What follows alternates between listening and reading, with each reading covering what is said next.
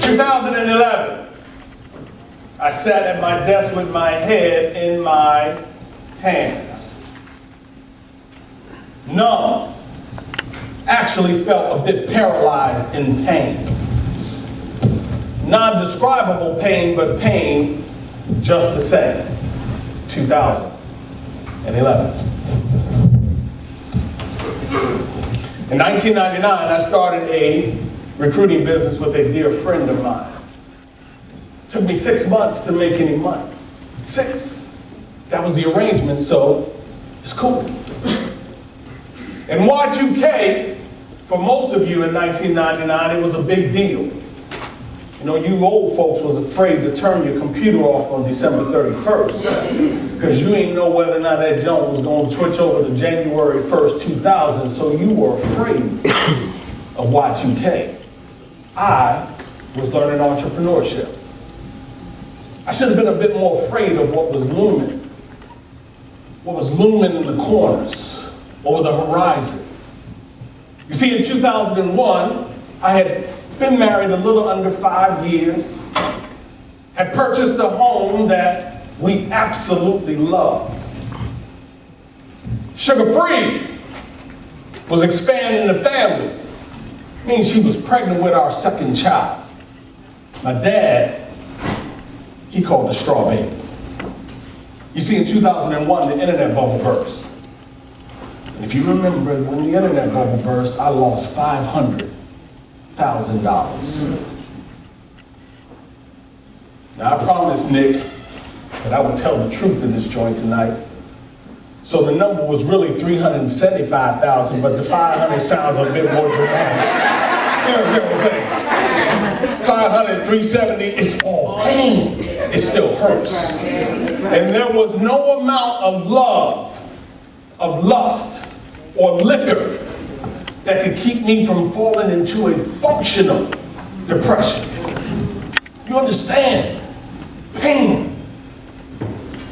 But I kept listening to my mom,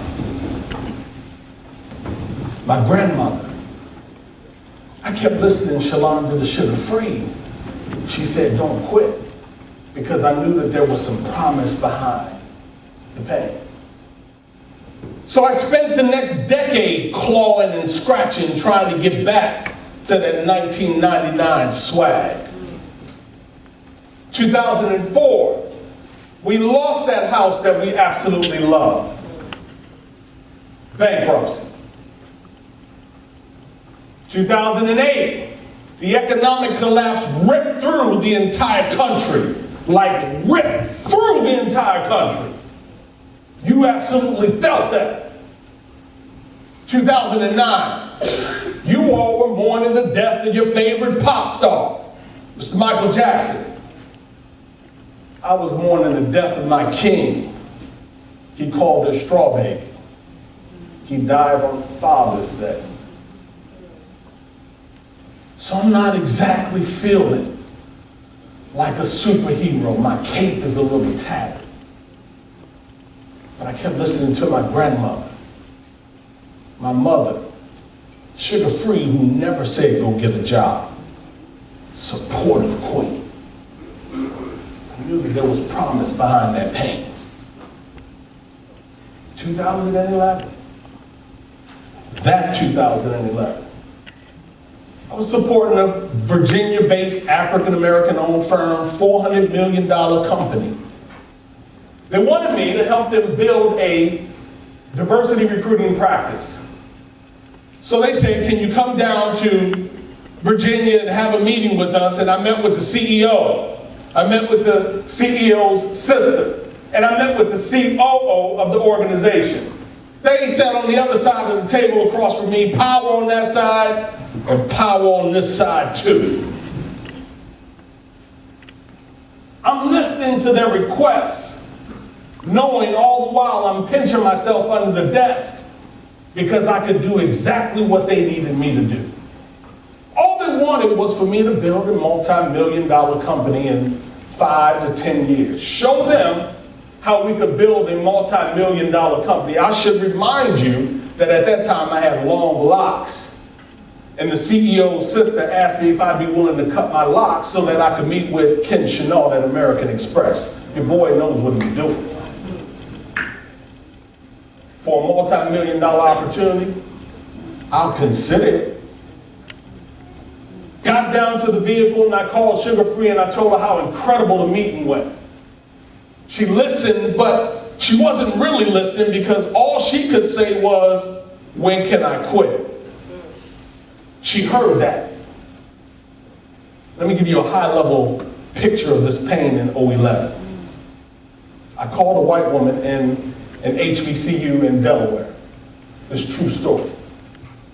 So I called her and I told her that you are doing what it is that you do, and I know that you know some people in the region that can do exactly what you do. I'm hoping that you and I can do a bit of networking. Maybe you can give me a name or two. I'll send you a gift card to Nordstrom. Everybody's happy. 30 minutes later, she gets fired. Ain't had nothing to do with me. She just gets fired. So what she does is she calls my client. And she said that I know that you have an opportunity open at Bowie State University, and I can't go after that opportunity because I'm a white woman. Your recruiter, Mr. Torin, Ellis, said he wants a diverse candidate. And I'm going to file an EEOC complaint against you. Now, I just want y'all to understand something. The biggest benefactors of diversity and inclusion have been white women. The irony in that phone call. Client called me 2 days later and said, "Torin, because of recent events, we got to sever ties. We can't keep doing business together." Pain. You understand that liquor and that lust and that love? I've been there before. I couldn't allow myself to fall back into that depression. I had to keep fighting and showing up, going to networking events and making sure that everything seemed like everything was all right. So I said to myself, I'm going to use that pain and I'm going to reshape how I do this work. And you will get this work. You understand? I determined that I would study diversity and inclusion efforts over the last 100 years. I also learned that Baltimore is not the center of influence as it relates to diversity and inclusion. You understand? We're known for chicken boxes, crab cakes, and I don't know, some other stuff, but it ain't diversity and inclusion. You know? And then the last thing is, I didn't have a logo behind me. Like, I didn't have a big corporate name. So I had to build. And build I did. Diversity and inclusion strategist, I am a risk mitigator. One of the baddest in the country. And you don't know who I am. Published author. I have a show on SiriusXM, Career Mix.